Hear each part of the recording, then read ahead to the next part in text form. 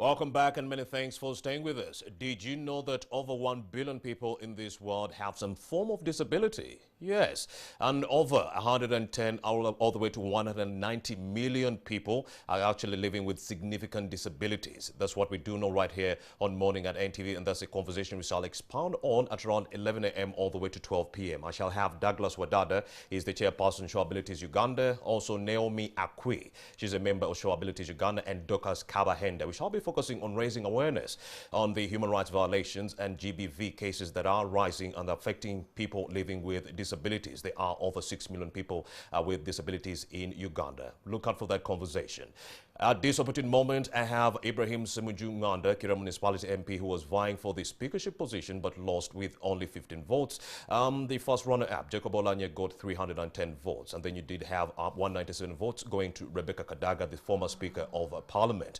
So we'd like to know why the opposition did not throw its weight behind the opposition candidate, Ibrahim Semujunganda. What does that spell about the opposition in Uganda? Disunited? Yes, that's the question. Very good morning, Ibrahim Semujunganda and Sarah Birete. Thank you for joining us. Good morning. All right, Semuju, what does that say about the opposition? The fact that you only got 15 votes, would like to know, is the opposition disunited? Did they not like you as a particular candidate? What actually happened? What does that say about the opposition? Very difficult question to answer. We held 2 elections. For Speaker and then for Deputy Speaker. I lost with 15 votes. The opposition candidate got 34 votes when it came to the Deputy Speaker. Again, my colleagues voted an NRM candidate. In fact, in my own case, you can understand those who say the SMG has no chance, let's vote for Kadaga, who at that time, many told me, in their own view, she will hurt the dictator more. She will hurt the dictator more? Yeah, if she went through. There are those who, because we kept talking. So they were banking on divisive politics. Go ahead. Including people I have known for a very long time. One of them told him, Semunja, I'm not voting for you. You don't have a chance. Let's go and hurt the dictatorship. But when it came to the Deputy Speaker, and again they voted for NRM, I started thinking that maybe we are not honest with ourselves. And you need to understand Parliament. Parliament is a very difficult institution. There are people who are driven by personal interest who have built a relationship with the Honorable Kadaga over a period of time. And their support for Kadaga was because of those personal interests. So they have everything to lose if Kadaga is not in office. There are those who thought that let's try with Kadaga. We think she can win. They think she's better than Olanya, and so on and so forth. So I want to categorize the MPs. I don't want to bash all of them and put them in one basket.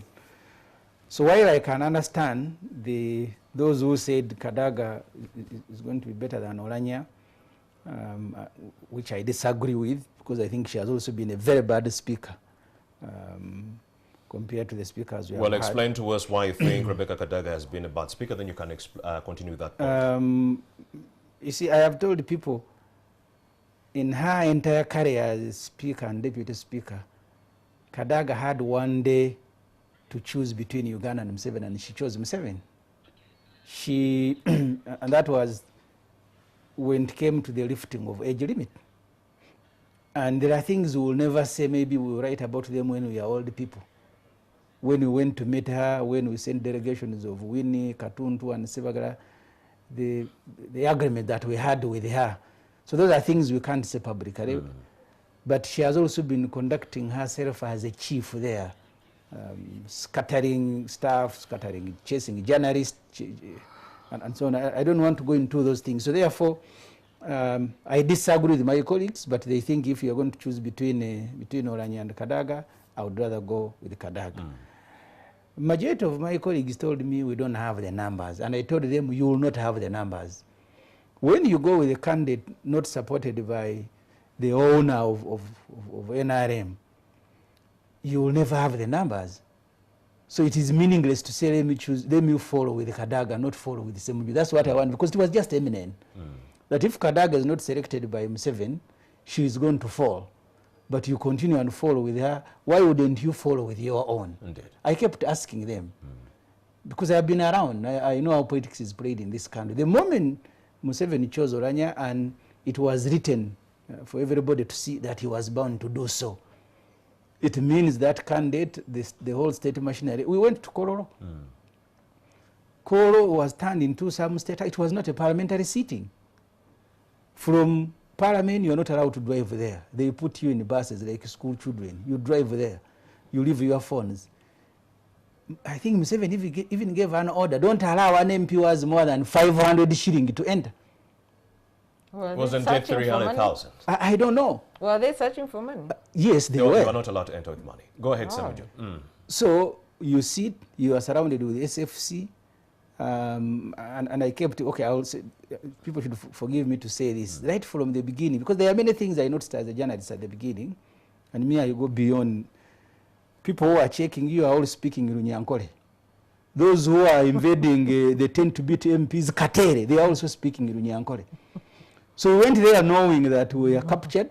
You can only resist the capture or surrender. That was a decision to make.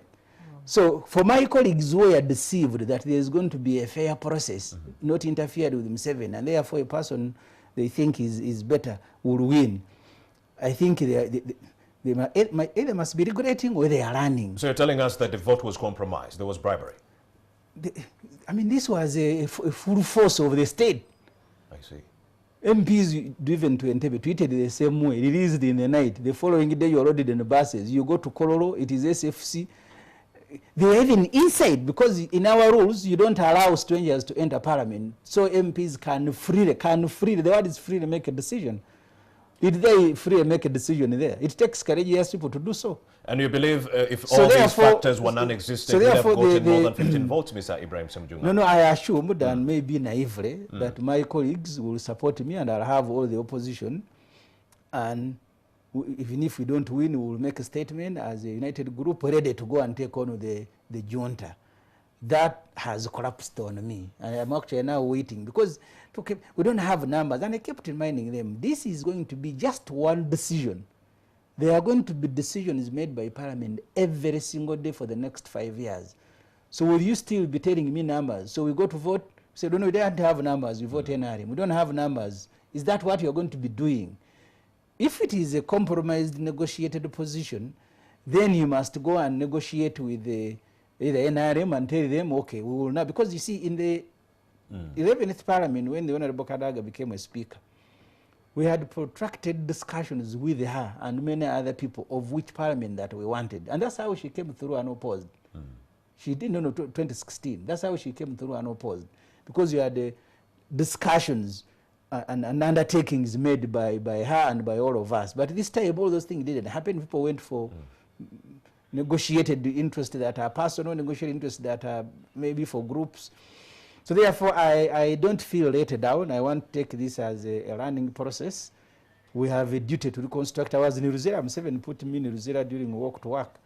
And I kept teasing people that we are many here. How can we, all of us men, be locked inside by one word? So he puts a padlock and he walks away, and we abide. Say, what do we do? So if you run away, they will shoot you. So I kept teasing them. So we don't have the option. Even when my colleagues have abandoned me, the time I wanted them more, for me this is a learning process. We will have to sit together, reconstruct ourselves, because this is one decision that I think went bad. There are many other decisions. We cannot afford to work with NRM, except if our minds meet on the matter that, because that has also happened in Parliament. There are times when you all agree that this is really a sensible thing to do, but there are times when they go to the extreme. So when they go to the extreme, even if we don't have numbers, we must take them on. Sarabirete, do you believe we still do have a parliament? I mean, you do have the executive that is making pretty much all the decisions that we are seeing, the Central Executive Committee making all the decisions that we are seeing, national interests not being fronted, but rather party interests being fronted through the parliament. Do we still have a parliament that is functional? Well, there's a hijack of parliament. It has not happened just the other day. There is, I think I can. Indeed. Yeah. I can take off my mask. You know, the authority and the mandate of Parliament has been compromised over time. Maybe what we are seeing now are the last kicks, you know, of a dying horse. Because whether people like it or not, you know, NRM is in the evening of their tenure in leadership in this country. Are you sure? Yes. And they're saying Museveni is coming back in 2026. He can come back, but it's a matter of time. He can come back, but you know you cannot rule a country for 4 decades. And think that everybody is just watching and all is well. Obviously, all is not well. People have lost trust and confidence in the government. But to me, what the points I want to emphasize in this race, one is that Semjunganda's performance was affected by the conduct of SEC and what had transpired. The Kadaga independent candidate, I think, changed the dynamics. Because if NRM had fronted one candidate, I'm sure the voting patterns would have been different. Whether people took a right or wrong decision, now it's for, for the opposition to analyze and see. But it is important for opposition to plan in advance for these critical positions that I speak of Parliament, strategize and have build consensus on who is running for which post amongst all opposition But it seems like there was no parties. plan this time around. Yes, that's what affected the numbers. No planning, no advanced planning and strategy to build consensus within opposition, but also the outcome of SEC, which created 2 NRM, one NRM candidate and one NRM leaning candidate. So I think that changed the dynamics in as far as voting is concerned. How the challenge now is how will opposition set their agenda, legislative agenda, going forward? Are they able to unite? Are they able to have a common ground? Who will be the leader of opposition? Will this person unite the opposition? Will they rally them behind to have a cause and front that cause? And like what happened on the first day of sitting, I think that's the challenge. I think we can also look at the presidents. They failed to come up with a coalition during the election, to come up with a particular candidate to take on President Museveni. They also failed to come up with a particular candidate as opposition to take on either Jacob Oulanyah or any other candidate backed by SEC. Yes, but this time it was Jacob Oulanyah. They failed also to affront a particular candidate. So based on that precedence, do you think there will be consensus moving forward with the opposition in any of the dealings that they undertake? You see, in leadership, people should serve beyond their emotions and personal interests. So I'm sure there are good leaders in opposition, even in Parliament. Honorable Semju is here. He's a remarkable national leader. So the opposition should have a national cause, national legislative agenda as opposition. Yes, they don't have the numbers, but when you have a good alternative, first of all, you build confidence within the They also citizens. don't have an agenda. No, they have. They have. I don't think that they have no agenda. Is hurting the regime an agenda? Is that an official? That's what is that an official communication of opposition? That's what they told Semujunganda. Semujunganda. That's what they told Semujunganda. No, That's no, for I us. We are think those are focusing on hurting the individual- president, and we think Rebecca Kadaga will hurt the president more. I think those are individual views. Indeed. Until a leader of opposition is elected, until a cabinet, a shadow cabinet is elected, and they are speaking in that capacity. The other opinions are individual opinions. They are not opinions of the opposition. Semujunganda, what do you make of this? You see, The fact that politicians are focusing on divisive politics, let's fight this one, let's fight that one, not a national agenda of developmental politics. officially in Parliament, the opposition will have, as she says, a legislative agenda. We even spend taxpayers' money to do research, to make proposals that will make the country better, even when you're not the one running the country. At the beginning, I think, of the last Parliament, there was time when most of the business debated by Parliament was coming from the opposition, when the NRM cabinet went to sleep. The bills, in fact, in this particular Parliament, I think, you have had the highest number of private members' bills than it has ever happened, and I've covered Parliament for a very long time. Motions from members of Parliament. I have been Chief Opposition Whip. We have a shadow cabinet every Tuesday. We propose agenda. And as I said, because most of Museveni ministers are sleeping, sometimes Parliament simply doesn't have business except one that is provided by us. And we took pride in that. So this disagreement and the way we conducted ourselves on day one, maybe the good thing is that this is the beginning. Although false as it may appear, we will sit down and reconstruct ourselves. But this is the sad moment. Here is the sad moment, Ibrahim Semujunga. Yes. You have legislators whom you actually called on to support your cause, and they said, we cannot support you because we do not think you have the ability to hurt the dictator. That is a strong statement. No, it wasn't me as a person. Yes. They said you don't have a chance to win. Obviously, if the Honorable Rebecca Kadaga won this election, Museveni would be hurt. And I don't want to make any apology that I will celebrate when Museveni is hurt, because all the suffering we are going through is because of an individual. That's why he spent the whole day there. I see. You think NRM has only one person? There are many other, but the guy came with the military, with everything. He spent the night making calls. Yes, because he said so. So to hurt his his ambition, we do so in the interest of the country. Because if you don't hurt his interest, you will be doing what the NRM people are doing, presidential candidate for 2021 and beyond. So even when he doesn't have the energy to do so, for them they still want to use a wheelchair to take him to office. So there's no apology to make if I am hurting, or if someone is hurting a dictatorship. Certainly me, I'll celebrate. Is that what he means when he says Parliament is frustrating my efforts and I'm going to do anything possible? You need to understand how Museveni works. Yes. Museveni will blame everybody except himself. Yeah. And that's the game he has played.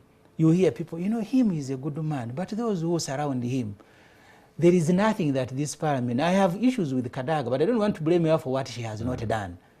I don't think there is any matter that Kadaga has delayed there. Yeah. I don't know of any matter. There is an executive Sometimes agenda. you call for reports, you call been. ministers to come and present bills, and they are not there. She didn't only pass 15 bills, but many of them went through, and that's going to be the first business of the So I want to blame Kadaga for what she has done, not what she has not done. That delay by Museveni is an excuse. So what did we delay? You remember, the quarrel of Museveni with the Parliament did not start with this Parliament.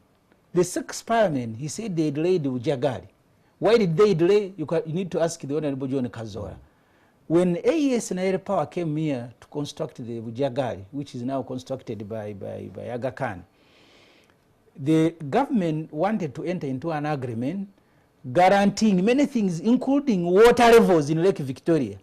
And he said, now, how can you sign an agreement guaranteeing water level? Are you going to cause rain to fall every day, or you are going to go and bring water from Kenya? That was in the agreement. What AES and Power wanted was that if they are unable to produce the megawatts in the agreement, they will say the water levels. And when Parliament said, no, you can't, Museveni said, they are delaying projects, Even now, the agreement he has with the Aga Khan, where you buy electricity at 13 cents and the one constructed by taxpayers at about 3 cents, he says we need to renegotiate it. So the delay by Parliament was because of the bad agreements. So the quarrel between Museveni and Parliament is not because of Kadaga. That quarrel has been there. Mr. Museveni, if he wants a deal done, the moment he has his presidential assistants go through it, he wants Parliament to just say, yes, sir, thank you very much, in 1 hour. I was a reporter in Parliament when they brought a bill to amend the Constitution during the reign of Mayanja and Kanji the late. They brought the bill, they printed the bill in the evening, distributed it at 10 in the morning. He collected them here at Serena, and at midday they came to pass it. MPs passed a bill they did not read. I think that's what Museveni wants. And it has happened many times. Yeah, I have known incidents where Museveni sits with people conclude these agreements in State House, and then he summons the Attorney General. He says, you get a police patrol and come here. And then he says, okay, I've concluded with Sarah Vileta, you sign. And then the Attorney General signs the document he has not read. I mean, you can't turn Parliament into that. So therefore, Parliament has not delayed any government matter. Yes. Museveni has simply assembled a team of human resources that is shabby. Chivule, Kasaija, who is playful. So even when they brought a budget full of inaccuracies. And then we told them, you go and correct things. You are delaying a budget. So I don't want to blame Parliament for what it has not done. I want to blame Parliament for, but go back to the question, the opposition in this Parliament has been very active. If you look at the work that we have done, few as we have been, because in the last Parliament we've been about 60, and then the whole Parliament was about 165. We're able to influence the legislative agenda, able to provide alternatives. We do alternative policy statements, make a response to notification address, do research. And that's why sometimes, because of our contribution, sometimes we sound more intelligent than we are, because we have the luxury of dealing with a cabinet put together, because which doctors must be represented in the cabinet. Now there must be this and that. So that cabinet that you have not assembled for purposes of delivering, you can overrun it even if you are 3 people. And we've done so with pride. And I know we have a challenge because we are new. Our colleagues who are in no majority are new.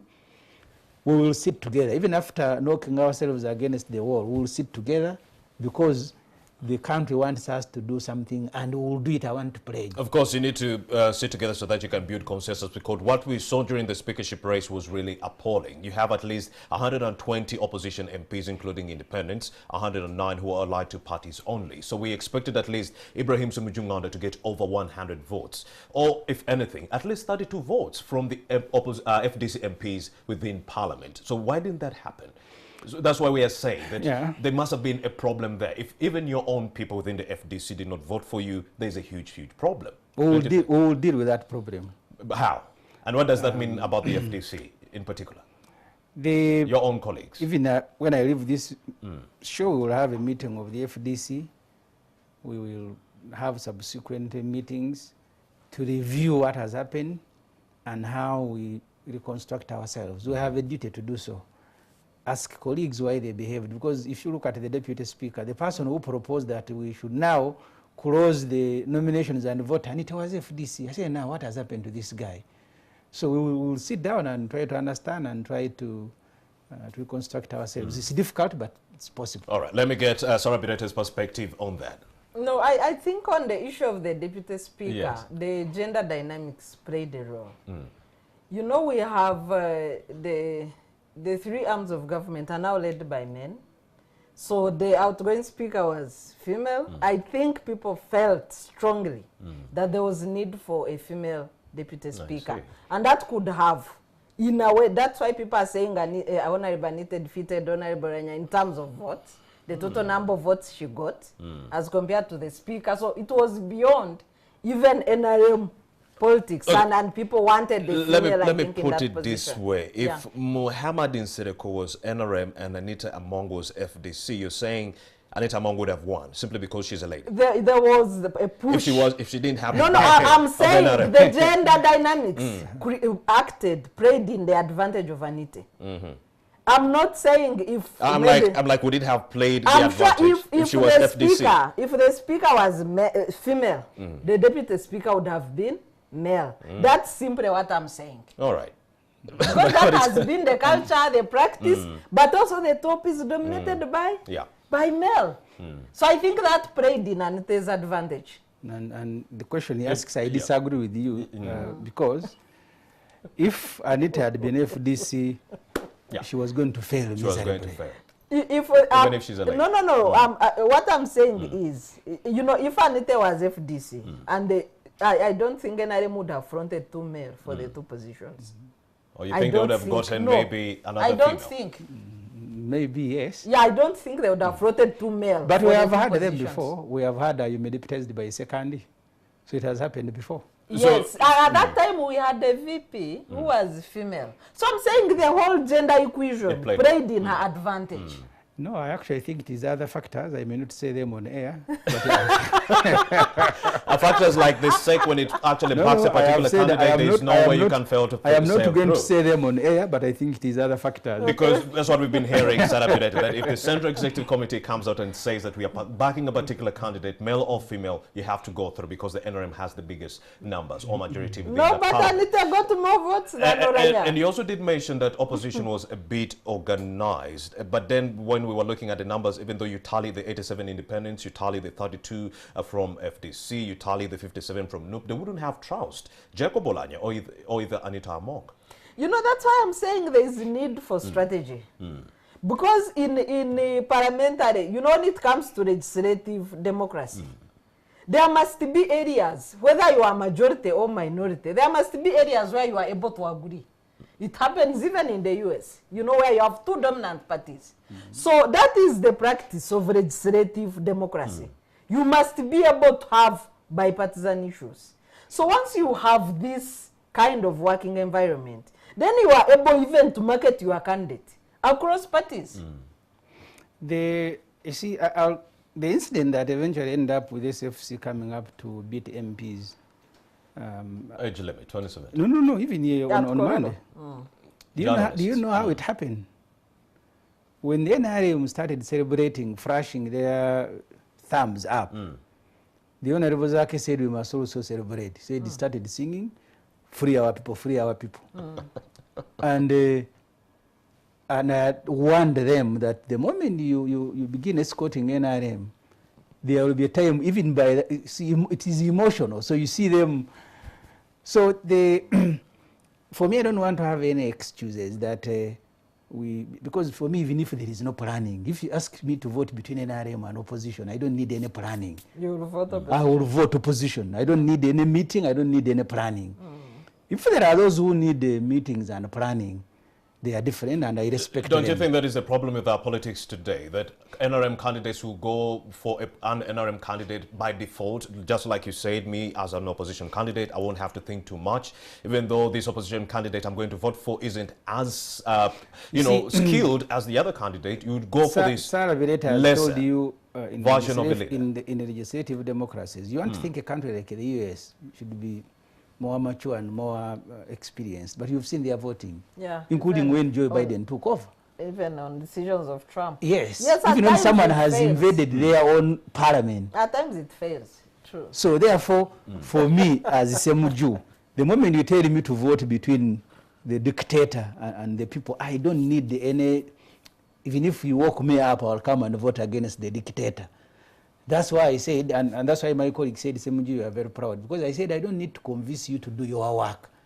The electorate brought you here to fight the dictatorship.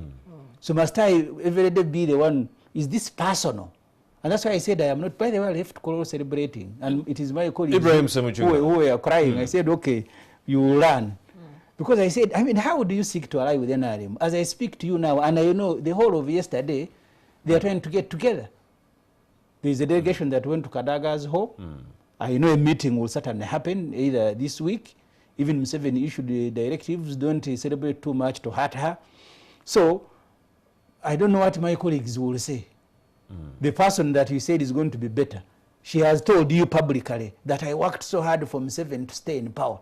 I hear you. And then you reward her by saying she's the best speaker. Really, for me, even if I stopped in a nursery school, there is no way you can tell me someone who presided over the lifting of age limit and took pride in it, that I'll come and say this is a better speaker. That one day defined the life of Uganda. And the person who was at the helm said, if it was not me, that man wouldn't be there. And if we say, oh no, this is the best speaker, an angel, oh, you know, I don't know, maybe we are made from different clays. So therefore, my colleagues, I need to learn, maybe I am the one who is wrong. When you tell me, this is a dictator, this is the Uganda, I don't need anyone to convince me. Nobody should beg me, as if this is personal pursuit. And I kept telling them, they said, you are proud. There are even those in FDC who told me, for me, he has never called me to ask for a vote. I said, give me a break. You are FDC, and I have suffered with MPs, by the way. I remember when there was a proposal to give Amina 100 billion shilling to go and grow sugar cane and a factory. I stood as a chief opposition whip and said, no, we can't do this, that Uganda donates money to an investor. My colleagues, including those from Acholi, stood and said, no, this is an investment, you can give the money. I say, now, are we in the same party? There's even one I wanted to punish and remove him from a committee. So sometimes people pursue personal interest. They evade them in a consensus. They evade them in for them being good negotiators. For you, Semuju, you are too mechanical. Now we need people who are reasonable. They begin rationalizing even the most stupid things that they have done. They will tell you that, no. You see, you can't act so mechanically, so archaic. And this is what they have been doing throughout. That I need a meeting to go and convince opposition to vote opposition. Me, Semuju, I will never have a meeting like that. But that's what President Museveni did, and it worked for him. Because he's committing a crime. That's why he needs the support. I see. For me, I'm not committing a crime. I actually thought that, because you see, in the 11th Parliament, we sat there. The Honorable also chaired the meeting. And she said, even if we are few, we'll have a candidate. Nanda understood. He got all the votes of the opposition. The Honorable Dongoto got less, by less than 2. So what has changed? That this time you have There was a meeting.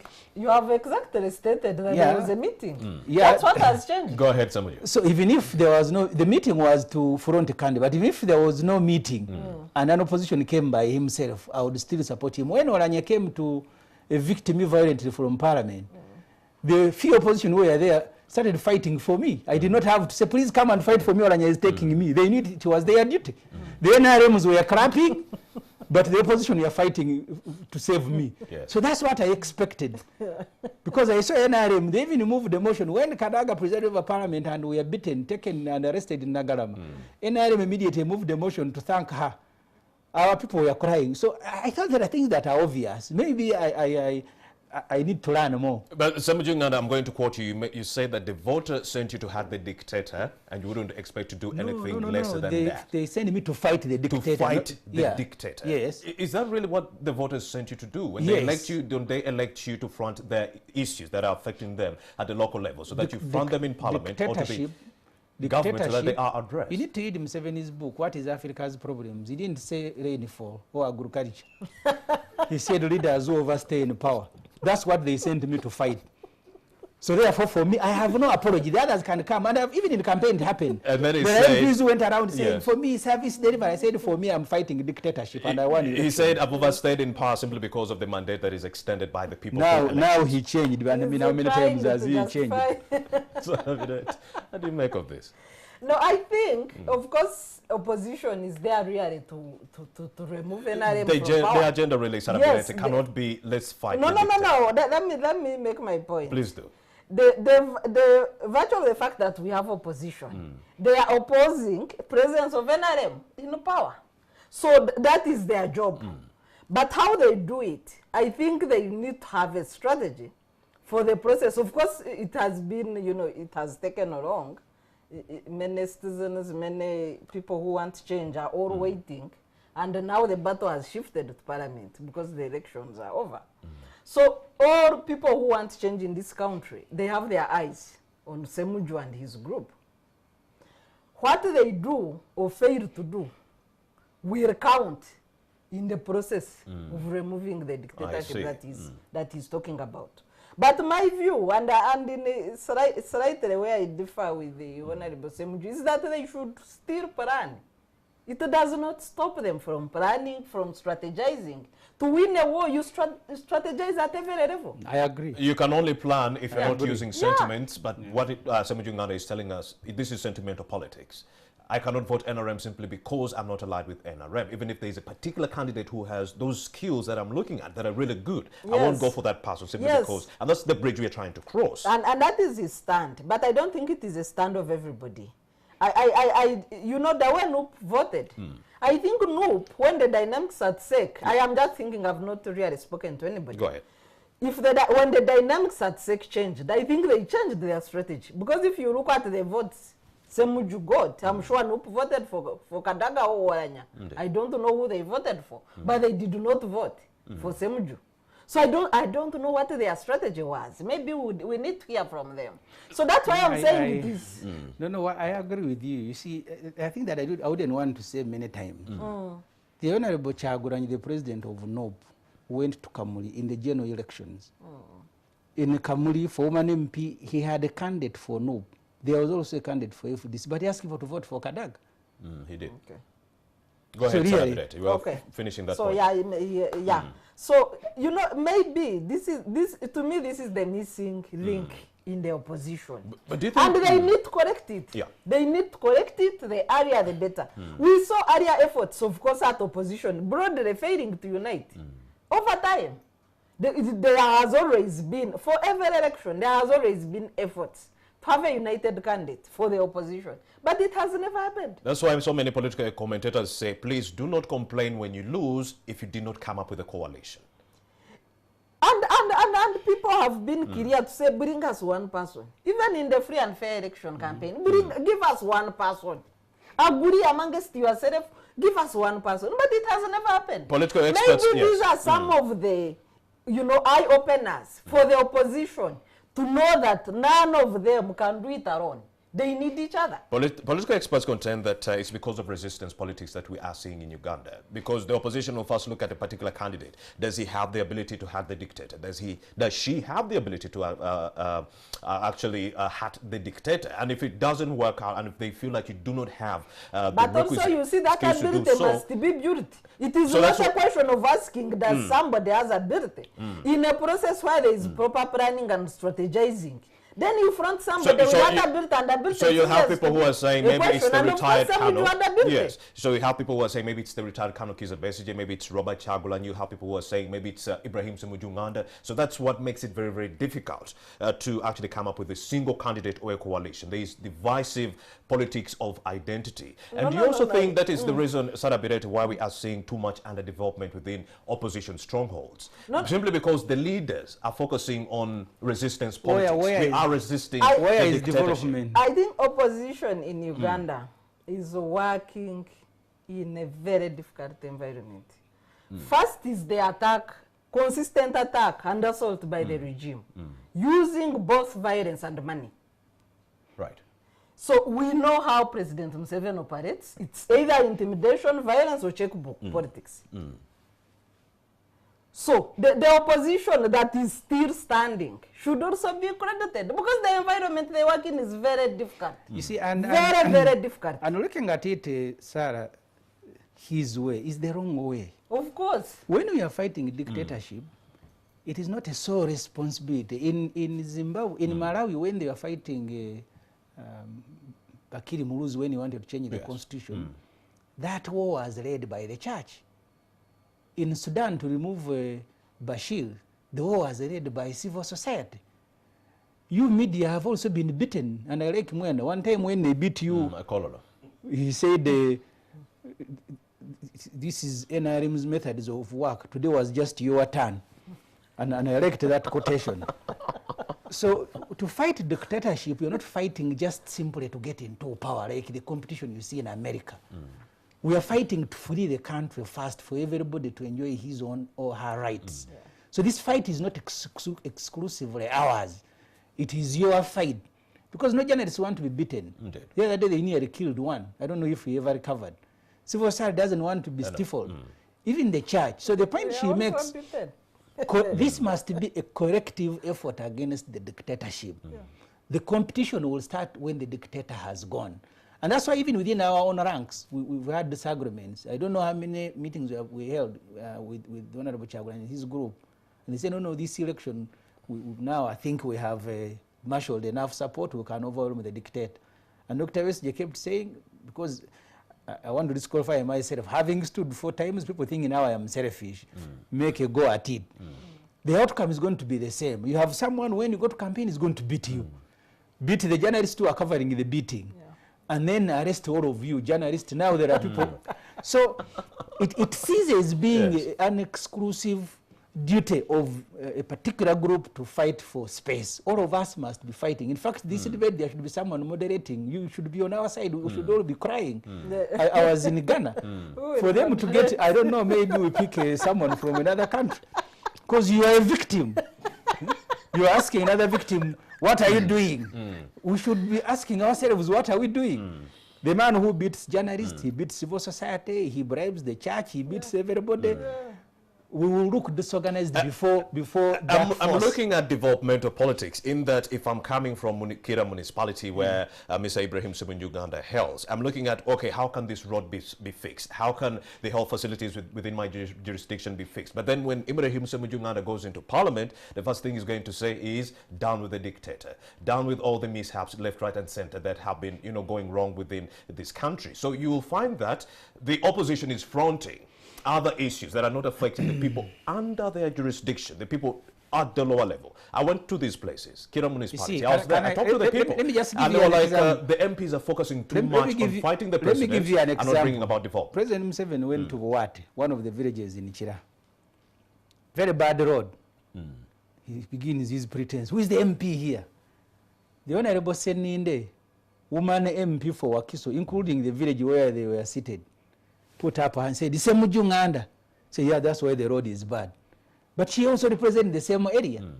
Why didn't Seninde bring the development that Semuju couldn't bring? The moment you have a person like Museveni who thinks But the what country... is the duty of an MP? Who thinks the country is his. Even when you pass a budget, he will go and divert money. The other day he came and said he wants to tour the country. So he wants 39 billion shilling. And then he went distributing money. So really, the moment you don't fix governance, all the other issues are going to be secondary. You will pass a budget, it will be abused. You make a proposal. So until we have fixed governance issues, the fight remains one to fix that. The others, you can, I mean, I was in Ruzira. You can buy bread and you eat, but you remain in prison. So until you have left, that's when you begin planning. But where we are now, we are in a prison. The country is captured. The man thinks it is his. That's why you saw him there superintending on election, a man of his age, a whole day from 10 to 10. Eh? Because what was personal about the speakership? That you have to abandon your family, everything else, the state must not function because you are there staring at people who is not voting my choice until that is fixed. And for me, I have no pretense that I'm going to Parliament, oh, Chira, I am bringing service. No, there are those who run a campaign. They said, Semuju likes fighting for us, we'll bring service. But they lost because the ordinary Ugandans know with Museveni now, it is very difficult to have their welfare catered for, and that's why we are competing with Ethiopia and exporting girls to go and become domestic workers. It seems like Ibrahim Semujunganda is saying it will be very hard to get service delivery in this country if President Museveni is still in power. So the first thing we have to do is remove him, then the rest will be solved. No, I think if I'm to read but you go back Semju to very well, yes, the politics of development. He's saying the major business is to remove the dictatorship. But for the record, Parliament has never broke the budget, has never broke service delivery. Service delivery in this country is disrupted by executive through abuse of the budget. So opposition cannot in any way, when Semuju is saying my focus is to remove the dictatorship, he's also doing his work in passing the budgets. And the role of the MP is not to go and construct roads in Chira, where he is representing people. Chira has a local government unit that should work with central government to construct roads and take other services to the people. And the opposition has never broke that, that business of Parliament. Where we fault them as civil society is, you know, the skyrocketing public debt. We think they have failed. And maybe because of numbers. To control the, you know, the borrowing appetite of President Museveni and the supplementary budgets, which is an abuse of fiscal policies in this country. But maybe because of numbers, because they have tried to oppose. So, but they have never interfered with the work of service delivery. That is no, so the point, I mean, the picture that you paint is that there are MPs, for example, who represent NRM, whose constituencies are doing very well. No. I remember one time the Honorable Sechikubo and Honorable Nwagawa, during the time of debating the oil bills, they turned to Parliament and said, because President Museveni had said each family will have an income of either 3 point something, then they came back and said they went looking for that home, they did not find any. Maybe you have found some in NRM represented constituencies. But the problems we face as a country are the same. Yeah. I remember a committee on health went to Ntungamo. When they went to Ntungamo, they outlined the reason they had gone to Ntungamo. The Ntungamo people said, for us things are okay here. So because they thought by saying things are not okay, they are criticizing government and their supporters. So Dr. Waiga said, no. For you are okay. We have gone to other places where there are no drugs, where there are no what. So we'll make a report to Parliament that in Ntungamo is okay, the drug. No, the drugs is not here. This is not. So there are no heavens in Uganda that this area is represented by NRM, the welfare is okay, the roads are good, we are all the same. But I spoke to your constituents in Kira municipality and they told me they do not want you to focus on fighting President Museveni, but focus on developmental issues, fixing roads, removing garbage in their jurisdiction, focusing on all those issues affecting them locally. This is the third time. This is the third time. Like you can supervise the local government. This is the third time they are voting instead of focusing your energies on fighting the executive. This is the third time they are voting. That's what they tell me. They are voting for me. There are people who faulted me that I have not brought services. And they said, for me, I will go and rob. They will give you, they said, for me, I'm not a robist. I have gone to fight. For government to do work here, it is a right. It is not a donation that I go and plead with Museveni, please give us a road. No, no, no, no. I was with Mr. Museveni on one of the radio stations. And my argument to him was that he had become extremely extravagant. He has a budget of 280 billion shilling for donation. And then he said, no, no, no. 400 billion for state house operations. He says, no, no, this money is for, I have villages, millennium, where. So I said, after the show, he said he wanted to take us to go and visit the villages. I said, no, no, me, I don't want to see, I want a policy. That's what I want. You tell me how villages qualify to benefit from that money. And up to now, he has never got back at me. But he had sent a bus to take me. He said, no, no, no, bring a policy, I don't want to be taken. So to develop Uganda is not a favor. To extend services to villages, to districts, it's not a favor. And in this parliament, by the way, the money that we pass to go to local government does not depend on who represents a particular constituency. The money we send is because of the factors that are outlined in the guidelines of Minister of Finance. But the trouble, as she said, it is not that the money is not passed. Does it do the work when you've passed it? Indeed. Sometimes it doesn't. Sometimes it is not even released by finance.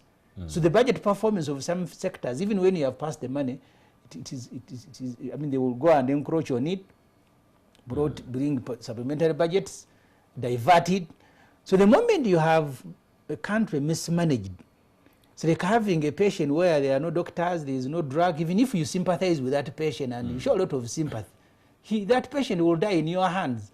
So that's what some people are saying, no, you bring service. Where do I pick them from if the money is being diverted?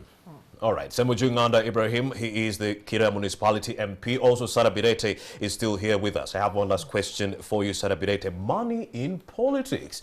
Do you think this is the reason why opposition has, failed to grow in this country or develop? Simply because of money in politics. The exodus we've been seeing of opposition cadres actually moving from one party to another, especially to the NRM. The people who won the speaker and deputy speakership position were never NRM. 10 years ago, they joined. One from UPC, Jacob Olanya, joined NRM, and another from the FDC, Anita Among, joined the NRM. Does money play a big role in disuniting the opposition? Well, I think what is factual is that it's very hard to be in opposition in Uganda. There is one senior NRM leader, I will not mention the name. He told me for him he cannot even afford a day in opposition. The violence, the tear gas. It's not that he doesn't agree, but he cannot manage life in the opposition. Okay. So the president and his party, and the way he uses or abuses security in politics, has made it very difficult and created a very harsh, extremely harsh environment for the opposition political actors. But also he's using money to his advantage and has also stopped opposition from raising. We know the fundraising constraints on opposition parties. Civil society organizations or NGOs that were allied to opposition, accounts were frozen. I don't know whether they are allied to opposition. First of all, they were accused of there is no law that stops civil society actors from joining any political party of their choice. Or funding it. Yes. The only people prohibited from being partisan are the security forces, UPDF, police, and the security services, and anybody working for government. Exhaust that point before we wrap up. Yes, anybody working for government. Those are the only citizens prohibited from publicly joining a political party of their choice. So whether citizens now support a party or not is not a question. They are not prohibited. All right. So, but civil society working on governance, they had their accounts frozen. We had some leaders arrested, and that is the norm, the norm in this current environment. So besides money in politics, the unfavorable conducive environment has made it hard for these people to survive. Ibrahim, it's very difficult for opposition to mobilize and build their support base. Yeah. I think even after Museveni has gone, yes, to change the culture will take very, very courageous people. Nigeria had become so corrupt that even for a landing aircraft, you had to bribe people who were signalers in the towers, because you pay fees when you land. They said, oh, no, okay, you're going to pay for the institution. What about us to give you space? So that's where we are in Uganda. People blame people who are bribed by Museveni. Him, I think, now is beyond the blame. It is okay for Museveni to bribe people. So those, if you go to bribe, they have bribed you. So it's going to take a lot of effort to change course. Thank you very much, Ibrahim Semuju Nganda, for that submission. Of course, we also do have Diana Twine, the Permanent Secretary, Ministry of Health, on standby to talk to us about the skyrocketing numbers of COVID-19. Please do not write off this pandemic as yet. We shall